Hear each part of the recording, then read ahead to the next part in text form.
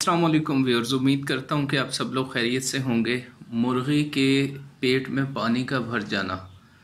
इसकी आज की वीडियो में हम वजह जानेंगे। और अगर हम इस वजह पे काबू पा लें तो इस बीमारी से न सिर्फ हम बच सकते हैं बल्कि इससे मुआशी तौर पे अपनी फार्मिंग से भरपूर फ़ायदा उठा सकते हैं। आपने कमर्शियल फार्मर जो हैं वो तो इसको बड़े अच्छे से जानते हैं, घरेलू सतह पे जो फार्मिंग कर रहे हैं वो भी इस मसले को बड़ी अच्छे से आज जान लेंगे। सबसे बड़ी वजह पेट में पानी पड़ने की जो कमर्शियल फार्मिंग में कंट्रोल शेड हैं, जिनमें एक साइड पे पानी का पैड हुआ करता है और दूसरी साइड पे पंखा, बाहर से हवा उस पानी से गुजर के आती है अंदर की साइड और पंखा उसे दूसरे सिमत में निकाल देता है। शेड की लंबाई 100 फुट हो, 200 फुट हो, 150 फुट हो, जो भी हो उसके हिसाब के मुताबिक उसमें पैड और पंखे इंस्टॉल किए जाते हैं। पैड के अंदर जो पानी चलता है, पंखा उसको खींचता है तो उसका ड्रॉप साइज़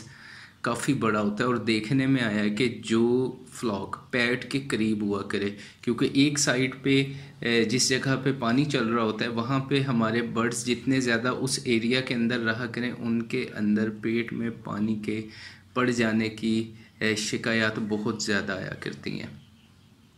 और फिर अगर हम उस जगह को देखें, वहाँ पे जो बिस्तर पड़ा हुआ है, नीचे चावल का छिलका है या लकड़ी का बूरा, जो भी बिस्तर आप इस्तेमाल कर रहे हैं, उस बिस्तर में नमी का तनासुब, और उससे आप अगर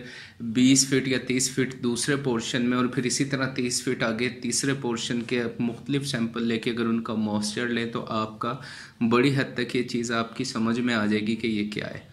अब घरेलू फार्मर जो है वो क्या करता है, एयर कूलर का इस्तेमाल करता है। एयर कूलर के इस्तेमाल से बराह रास्त बर्ड के बिल्कुल करीब कर देने से वहाँ पे भी यही मसला पड़ता है कि नमी का तनासुब बढ़ाने के लिए जो पंखा उसका हाई स्पीड जब वो पानी को खींचता है, हवा उससे गुजर के आती है तो उसका जो ड्रॉप साइज़ है वो काफ़ी बड़ा हो जाता है। और ना सिर्फ बर्ड का बिस्तर गीला होता है, उससे एक चीज़ तो हमने दूर कर ली, दूसरी पेचीदगी उसमें खड़ी हो जाती है, पेट में पानी का पड़ जाना और फंगल डिजीज़ का स्टार्ट हो जाना। आप अगर तो कमर्शियल फार्मिंग के अंदर नमी को बढ़ाना चाहते हैं, मैं गुज़िश्ता एक वीडियो में भी इसका जिक्र किया था कि आप इसका मिस्ट का इस्तेमाल करें। उसका माइक्रोन में साइज़ होता है, उसका ड्रॉप साइज़ जो है वो ये प्रॉब्लम नहीं करता कि बेड गीला हो या बर्ड के पेट में पानी पड़ जाए अंदर गंदगी की वजह से। तो आप अगर उसको इस्तेमाल करें नोज़ल को नमी का तनासुब बढ़ाने के लिए, वो पानी का भी कम इस्तेमाल है, बिजली का भी कम खर्च है और बर्ड के लिए इंतहाई मुफीद है। बरसात के दिनों में क्योंकि हब्स हो जाता है अंदर, वो मैं इंशाल्लाह आइंदा वीडियो में इस टॉपिक पे बात करूँगा कि बरसात में हमें जब नमी का तनासुब भी बहुत बढ़ चुका होता है और गर्मी भी बड़ी शदीद होती है तो शेड में हम क्या करें। तो आज हम इस टॉपिक पे भी बात कर रहे हैं कि हम इसका हल क्या करें। तो आप अगर मिस्ट को इस्तेमाल कर रहे हो कमर्शियल फार्मिंग में, ज़बरदस्त। अभी अगर आप घरेलू सतह पे आ जाएं, वहाँ पे ये सिस्टम जिसने 8, 10, 20, 50 मुर्गी रखी हुई है, उसके लिए ये है कि अगर आपने कूलर को लगाना है तो आप अपने केज से कम कूलर का फासला 3 से 4 फीट रख के फिर उसे लगाएं। और कूलर का साइज़ इतना बड़ा ना हो कि आप उसकी हवा के प्रेशर को देख लो। बहुत बड़ा कूलर साइज़ आप लगा रहे हो, उसे भी तो आजकल डीसी छोटे कूलर आए हुए हैं जिसकी फ़ैन की स्पीड कम होती है, वो नमी को तो कैरी कर लेते हैं लेकिन प्रेशर इतना होता है कि पानी की बड़ी मिकदार को बराह रास्त बर्ड पे नहीं डालते।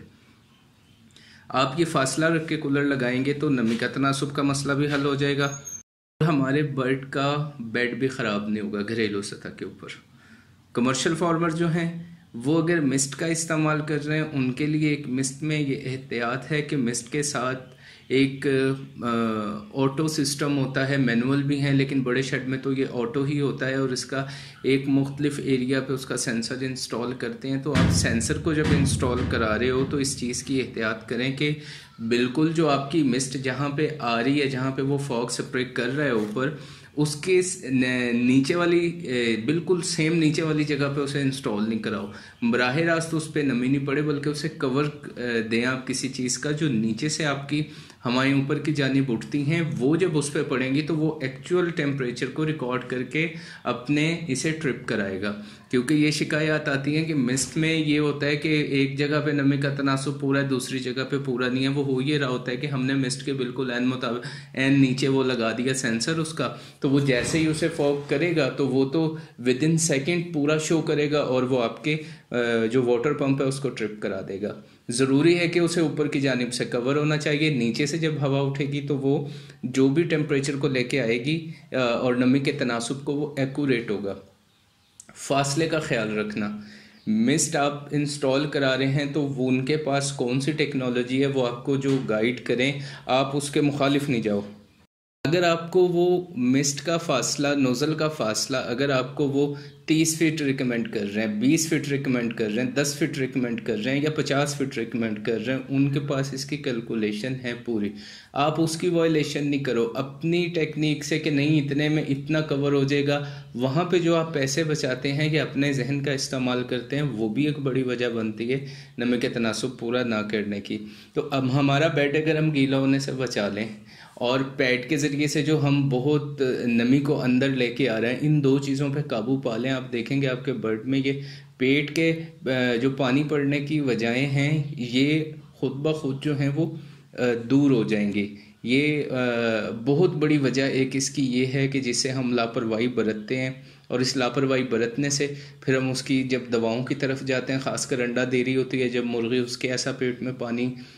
पड़ जाए तो वो हम सिरिंज की मदद से उसे निकाल लेते हैं और ये समझते हैं कि अब ये रिलैक्स हो गया। वो कुछ टाइम के बाद दोबारा से उसके पेट में, क्योंकि पानी एब्जॉर्ब भी नहीं हो, दोबारा से पड़ना शुरू हो जाता है पानी। इन एहतियात को सामने रख के हम ना सिर्फ इस नुकसान से बच सकते हैं, मुआशी तौर पे हमें भी फ़ायदा इसका ये होगा कि